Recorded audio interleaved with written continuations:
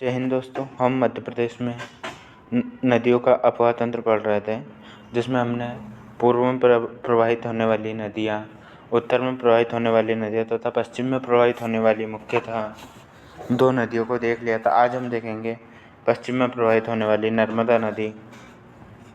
तो नर्मदा नदी का उद्गम मध्य प्रदेश की जीवन रेखा कही जाने वाली, पहला तो ये नर्मदा नदी है, उसको हम मध्य प्रदेश की जीवन रेखा कहते हैं। और इसका उद्गम कहाँ? अमरकंटक अनूपपुर जिले से होता है। ठीक है। और यह अपना मुहाना कहाँ? मध्य प्रदेश, महाराष्ट्र, गुजरात होते हुए खंबात की खाड़ी में बनाती है। जो हमने देखा था कि जो नर्मदा नदी है पश्चिमी दिशा में प्रवाहित होती है और ताप्ती नदी भी पश्चिमी दिशा में प्रवाहित होती है। तो पश्चिम में प्रवाहित होने वाली नदियाँ कहाँ? अरब सागर, यह हमारा भारत है, तो अरब सागर या खंबात की खाड़ी में अपना मुहाना बनाती है। इसकी लंबाई कितनी है? 1312 किलोमीटर है। लेकिन हम सिर्फ मध्य प्रदेश की बात करें तो मध्य प्रदेश में इसकी लंबाई 1077 किलोमीटर है। अब हम इसको ऐसे याद कर सकते हैं, मध्य प्रदेश में के पक्ष में नर्मदा हमेशा हमारे साथ रहती है, साथ साथ चलती है, तो साथ साथ से 1077 इसकी लंबाई है मध्य प्रदेश में। अब नर्मदा की कुछ सहायक नदियां हैं। पहले तो ये देख लेते कितनी सहायक नदियाँ, 41 सहायक नदियां हैं, जिसमें से 22 जो है बाएं तरफ से मिलती है तथा 19 दाएं तरफ से मिलती है। अब बाएं तरफ से जो मिलती है उसमें मुख्यतः कौन सी जाएगी? बंजर, थावर, शेर, शक्कर, तवा, शुक्ता, कुंडा। अब जैसे जो घर के सामान होते हैं रसोई के, अब जो रसोई में क्या, जैसे शक्कर हो गई, तवा, कुंडा, ये सारी कहाँ हमारी रसोई में सामान मिल जाएंगे। तो ये क्या बाईं तरफ से आने वाली नदियाँ, मिलने वाली नदियाँ। तथा अगर हम इसकी दाईं तरफ की नदियों को देखें, दाईं में जो जानवर होते हैं वो आ जाएंगे हिरण, बारना, कोलार, मान, हाथी या हथिनी, ऐसे आदि नदियाँ आकर मिलती है। तो ये हो गई इससे मिलने वाली नदियाँ। अब ये जो गुजरात में मिलने वाली नर्मदा की अन्य सहायक नदियों में कारा, कारजन, खुर्दी, कोटर आदि है। तो ये गुजरात में मिलते, तो ये हमारे इतने काम की है नहीं, बाकी याद रख लेना। इसके बाद में हम नर्मदा नदी की मुख्यतः परियोजनाओं को देख लेते हैं। नर्मदा नदी में जो थावर परियोजना है, इनको हम आगे जब परियोजनाओं का टॉपिक आएगा तो इसे हम ट्रिक के माध्यम से याद करेंगे। तो थावर परियोजना मंडला के में है, अवंती जबलपुर में है, इंदिरा सागर खंडवा में है, देजला देवला खरगोन में। अब जैसे देजला देवला को दे लिख दे, खरगोन लिख दो, तो यूँ बोल दो कि मैं जा रही हूँ, मुझे दे दे, मैं जा रहा हूँ, गोन मतलब जाना। तो देजला देवड़ा खरगोन में। महेश्वर सभी को पता होता है खरगोन में ही है, क्योंकि ये सुने हुए नाम है, हमने देखे हैं। मानधार में है, चंद्रशेखर अलीराजपुर में, लोअर गोई बड़वानी में।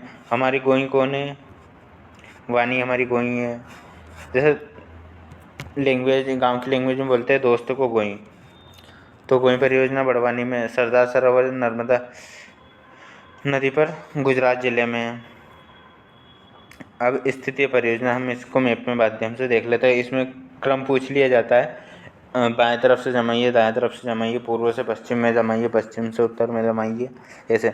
तो थावर परियोजना सबसे पहले आएगी, उसके बाद में अवंती परियोजना, उसके बाद में बारना, तवा परियोजना होशंगाबाद, तवा नदी होशंगाबाद से निकलती है, हमने देखा था ऊपर। इंदिरा सागर परियोजना, इंदिरा सागर परियोजना को ही हम पुनासा परियोजना भी कहते हैं, पुनासा डैम। ओंकारेश्वर परियोजना, महेश्वर परियोजना, देजला देवड़ा खरगोन में, मान धार में, लोअर गोई बड़वानी में, चंद्रशेखर अलीराजपुर में, सरदार सरोवर परियोजना। और उसके बाद में गुजरात में सरदार सरोवर, ये फिर अपना मुहाना बना देती है खंबात की खाड़ी में। अब नर्मदा नदी पर प्रमुख जलप्रपात भी है, वो भी देख लेते हैं। कपिल धारा, दुग्धारा, दुर्गा धारा, शंभू धारा, लक्ष्मण धारा, पंचधारा, जितनी भी धारा है वो कहाँ, जहाँ ये इसका उद्गम होता है अमरकंटक में, वहीं पे यह अपने जलप्रपात बनाएगी। धारा मतलब जहाँ उद्गम होता है वहाँ पे। धुआंधार हो गया, धुआंधार भेड़ाघाट जबलपुर, हमने इसे अच्छे से पढ़ा है हिस्ट्री में, तो चीज़ें याद रहती है। मानधाता या दर्दी जलप्रपात, खंडवा में। अब हम इसे कैसे याद कर लेते हैं, अगर हमारा कोई भी अंग खंड हो गया मतलब टूट गया, खंड मतलब टूटना, तो खंड हो गया तो हमें क्या होगा, दर्द होगा। तो ये हो गया हमारा मानदाता जलप्रपात। सहस्त्रधारा जलप्रपात महेश्वर या खरगोन में, जो महेश्वर भगवान, महेश्वर को हम क्या बोलते हैं, अपने शंकर भगवान। शंकर भगवान के पास सहस्त्र रहते हैं, हमेशा वो शस्त्र से ही रहते हैं, पर वो यूज़ नहीं करते ज़्यादा। तो सहस्त्र धारा जलप्रपात कहाँ, महेश्वर में। जारवानी गुजरात में। अब क्या बोल देंगे हम, वानी क्या कर रही है, जा रही है। कब जाएगी, रात में जाएगी। तो जारवानी जलप्रपात गुजरात में। फिर हम देखते हैं एक कन्फ्यूज़न पॉइंट है, नर्मदा नदी मध्य प्रदेश के 16 जिलों से गुजरती है। सिवनी जिले में घनसोर तहसील से पीपरटोला से भी गुजरती है। अब हमने जैसे जलप्रपात देख लिया, इस बार इसको लोकेशन देख लेते हैं पूर्व से पश्चिम क्रम में। कपिल धारा आएगा, फिर दुर्ग धारा, दुर्गा धारा, लक्ष्मण धारा, पंचधारा, धुआंधार भेड़ा घाट में होगा, दर्दी अभी हमने पढ़ा ही था, खंडवा में, मानदाता महेश्वर में, ये सहस्त्रधारा और जारवानी गुजरात में। ये हो गया नर्मदा नदी पर स्थित प्रमुख जलप्रपात। इस पर कुछ घाट वगैरह भी देख लेते हैं कौन कौन से। गौरी घाट जबलपुर में, इस पर स्पेशल में क्या है, 24 फरवरी 2020 को गोकुंभ का आयोजन हुआ था। गोकुंभ का आयोजन कब हुआ था, 24 फरवरी को। जैसे हम इसको कैसे याद रखेंगे, 14 फरवरी को वैलेंटाइन डे आता है, उसके 10 दिन बाद क्या, गोकुंभ आयोजन हुआ था 24 को। सेठानी घाट होशंगाबाद में है। अब हम इसको कैसे करेंगे, जो सेठ बन जाते हैं उसकी वाइफ क्या होती है, सेठानी होती है, तो उसको कुछ भी होश नहीं है, क्योंकि होश तो सारा सेठ को रहता है दुकानदारी का। बरमान का घाट, गाडरवारा नरसिंहपुर, मकर संक्रांति पर 13 दिन का मेला और बरमान का मेला लगता है। ये हमने जब मेले की ट्रिक करी थी तो याद कर लिया था। जैसे वर कौन होता है, वर कौन होता है, नर होता है, तो बरमान का मेला नरसिंहपुर में, या बरमान घाट भी फिर वहीं पे होगा। अब ये देखिए इम्पोर्टेंट चीज़ें हैं, ये नर्मदा नदी 16 जिलों से गुजरती है। अब 16 जिलों में कौन कौन से हैं, अनूपपुर, डिंडोरी, मंडला, सिवनी, जबलपुर, नरसिंहपुर, रायसेन, होशंगाबाद, सीहोर, हरदा, देवास, खंडवा, खरगोन, बड़वानी, धार, अलीराजपुर में प्रवाहित होती है। अब इनका क्रम देख लेते हैं एक बार। अनूपपुर, डिंडोरी, अब हम दो याद कर लेते हैं। अनूप ने क्या, डंडे से मंडला में, डंडा लेकर मंडला और जबलपुर गया। अनूप ने क्या करा, अनूप डंडा लेकर मंडला और जबलपुर गया। ठीक है, ये चार हो गए हमारे याद, अनूपपुर, डिंडोरी, मंडला, जबलपुर। अब फिर क्या हुआ, नरसिंह, जो एक नाम है, जिनका नाम है नरसिंह है, उन्होंने क्या दी, राय दी होश में लाने की। किसको, अनूप को। जो नरसिंह ने राय दी होश में लाने की। ठीक है, इतना अलग हो गया।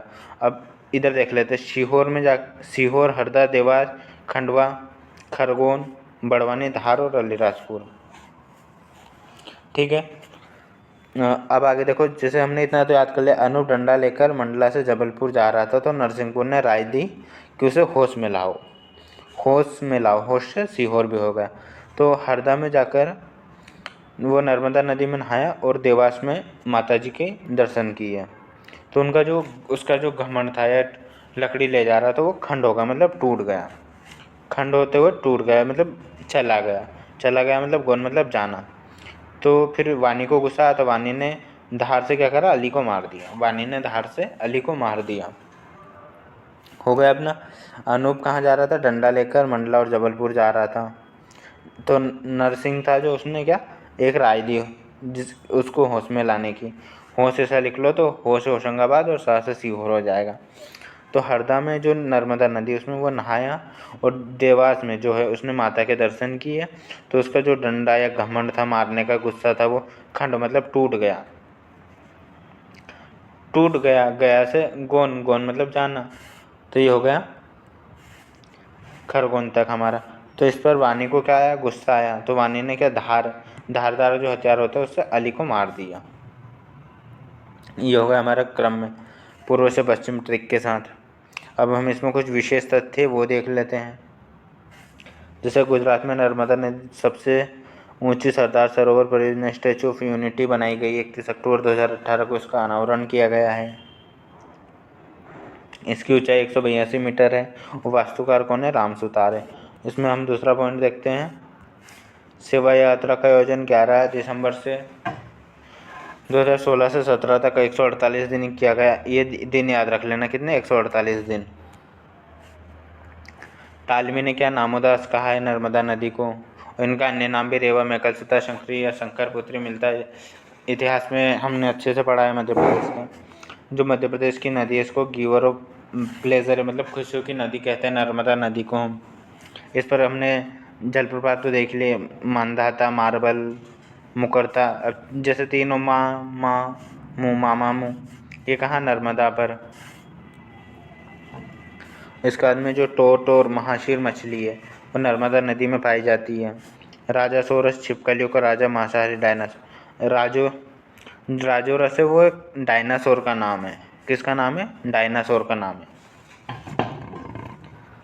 तो छिपकली एक प्रजाति है जो जिसके जीवाश्म 82 से 84 में भारतीय पुरातत्व सुरेश ने किसको मिले हैं? सुरेश श्रीवास्तव को मिले हैं।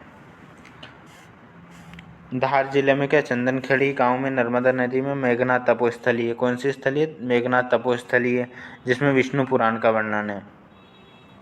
कहाँ पर? धार में मिला है। धार जैसे विष्णु भगवान के जो हथियार होते हैं तो उसमें धार होती है, तो धार में इसका विष्णु पुराण का वर्णन है, धार में मिले हैं। ऑपरेशन नर्मदा 1961 में खरगोन में नर्मदा नदी के किनारे किया गया था। ऑपरेशन में मध्य प्रदेश पुलिस का प्रशिक्षण दिया गया। अब हम कुछ एग्ज़ाम के हेल्प की कुछ चीज़ें हैं वो देख लेते हैं। जो मध्य प्रदेश की गंगा, हम किसको बेतवा नदी को कहेंगे? किसके? प्रदूषण के आधार पर। हमने ऊपर देखा था जब हमने बेतवा नदी पढ़ी थी, क्योंकि बेवफा है तो वो सभी जगह प्रदूषण करते रहेगी, तो बेवफा प्रदूषण के आधार पर मध्य प्रदेश की गंगा। और अगर हम मध्य प्रदेश की गंगा बात करें पवित्रता के आधार पर, तो कौन सी? नर्मदा नदी, क्योंकि नर्मदा नदी का हम अच्छे से मानते हैं, पूजते हैं, तो वो पवित्रता के आधार पर हो गई। बुंदेलखंड की गंगा हम किसे कहेंगे? बेतवा नदी को, क्योंकि जो बेतवा नदी है बुंदेलखंड वाले क्षेत्र में बहती है। आदिवासी गंगा, माही नदी। हमने ये चीज़ें ऊपर जब इन नदियों को देखा था पर्सनली, तब हम इसको याद कर चुके हैं ट्रिक के माध्यम से। मालवा की गंगा, छिपरा नदी। छिपरा नदी का उद्गम जिसे हमने याद किया था काकी का नाम हमारा क्या? छिपरा। बेवफा का भी हमने क्या याद किया था? जो बेवफा लोग, बेतवा को हमने बेवफा से जोड़ा था, कुमरा गाँव रायसेन से, क्योंकि हम राय देंगे कि बेवफा से प्यार नहीं करना। गिवर ऑफ प्लेजर अभी हमने पढ़ा, नर्मदा नदी। सबसे सुंदर नदी केन, हमारी बहन क्या होती है? सबसे सुंदर है, तो केन नदी सबसे सुंदर नदी हो गई। अब कुछ और कन्फ्यूज़न पॉइंट है वो हम देख लेते हैं। टोंस नदी एक समान नाम है वो देख लेते हैं, जिसमें कौन सी? पहली है टोंस नदी, यमुना की सहायक नदी, और दूसरी गंगा की सहायक नदी है मध्य प्रदेश में, जो कि ये है। मंदाकिनी नदी एक उत्तराखंड में अलकनंदा वाली है, अलकनंदा की सहायक नदी है, और दूसरी चित्रकूट में मंदाकिनी नदी के किनारे स्थित है। जो चित्रकूट का मंदाकिनी नदी के किनारे स्थित है। बनास नदी जो है राजस्थान में एक लंबी नदी है जो चंबल की सहायक नदी है, और दूसरी छोटी बनास जो सीधी जिले में बहती है। कावेरी कर्नाटक में के तमिलनाडु में बहती है, और दूसरी छोटी कावेरी नर्मदा की सहायक है। ताप्ती नदी हम कल देख चुके हैं। अब आज हमने देखी है मुख्यतः नर्मदा नदी। क्योंकि वीडियो लंबा हो रहा है, हम छोटे छोटे वीडियो के माध्यम से चीज़ें याद करने की कोशिश कर रहे हैं, ताकि आपको ज़्यादा लोड ना हो और चीज़ें आराम से हो सके।